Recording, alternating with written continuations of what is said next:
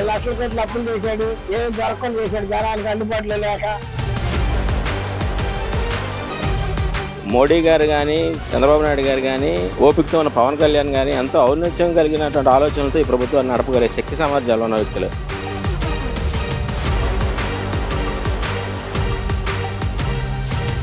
కూటమి పరిపాలన వచ్చిన తర్వాత అందరికి బాగానే ఉంది, అందరూ సంతోషంగానే ఉన్నారండి. ఇబ్బందులు ఏంటి, భయం ఏంటి? గత 5 ఏళ్ళు ఏం చేశారు, ఇప్పుడు 8 నెలలు ఏముంది?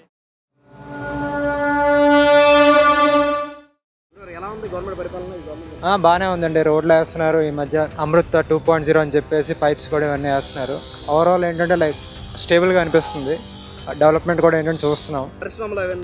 అదే మొన్న దావోస్కి వెళ్ళారు కదా చంద్రబాబు నాయుడు గారు, కొన్ని పరిశ్రమలు ఏంటంటే తెస్తున్నారని చెప్పారు. డేటా సిటీ అన్నారు కదా, దాని గురించి ఎంత తొందరగా వస్తాయని ఎక్స్పెక్ట్ చేస్తున్నాం మేము కూడా. కంపారిజన్ ఇప్పుడే బాగుంది. అప్పుడు మీద కొంతమంది ఆ పార్టీ తరఫున వాళ్ళు ఏదో చెప్తున్నారు, కానీ మాకైతే బాగుంది. రోడ్లు వేస్తున్నారు, మా వీధిలో ఉన్న రోడ్స్ కాలువలు అన్ని బాగా చేస్తున్నారు, నీట్ గా ఉంది. పరిశ్రమలు అయితే తెస్తున్నారు. అవును,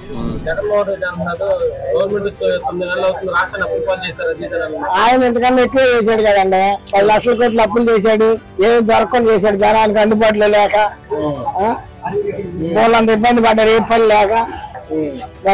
ఆయన చేసాడు చెప్తే జనం నమ్మాలి కదా, ఆయన చెప్పిన అంత మాత్రాన. మళ్ళీ వస్తాను నేను 30 సంవత్సరాల తర్వాత వస్తాడేమో ఒకవేళ. బాబు గారి పరిపాలన అయితే బాగానే ఉందండి. రోడ్లు గానీ ఇప్పుడు మరమ్మతులు బాగా చేయటం గానీ బాగానే చేస్తున్నారు. అభివృద్ధి బాగా కుంటుపడకుండా బాగా ఆయన వచ్చిన తర్వాత బాగానే చేస్తున్నారు. గత ప్రభుత్వం మీద కూడా ఇప్పుడు బాగా చేస్తున్నారు అనేది మేము ఊహించుకుంటున్నాం. గవర్నమెంట్ నడుపుతున్నాడు, అది తెలుసుకున్నాను జగన్మోహన్ రెడ్డి గారు. మళ్ళీ మాకు గవర్నమెంట్ వస్తుంది, 30 సంవత్సరాలు నేనే అధికారంలో ఉంటాను. 175 వచ్చిందని చెప్పిండు. మాకేముందండి, కమ్యూనిస్టులు అంటున్నారుగా మొత్తం అని. సీట్ వస్తుందా?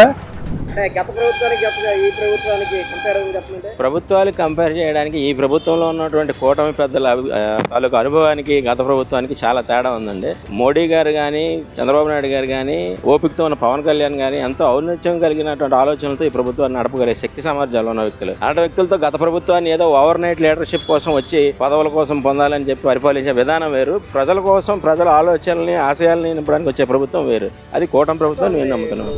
కూటమి పరిపాలన వచ్చిన తర్వాత అందరికి బాగానే ఉంది, అందరూ సంతోషంగానే ఉన్నారండి. అంతకుముందు అందరికి ఇబ్బందుల్లో ఉన్నారు, అందరికి భయంగా ఉన్నారు. ఇబ్బందులు ఏంటి, భయం ఏంటి? గత 5 ఏళ్ళు ఏం చేశారు, ఇప్పుడు 8 నెలలు ఏముంది? ఇప్పుడు ఎవరికి ఇబ్బందులు లేవు, ఎవరికి భయం లేదు, ఎవరి పని వాళ్ళు చేసుకుంటున్నారు. అంతకుముందు ఏం చేయాలన్నా ఏం మాట్లాడాలన్నా కొంచెం భయపడేవాళ్ళు. ఇప్పుడు కూటమి పరిపాలన బాగా సంతోషంగా ఉంది.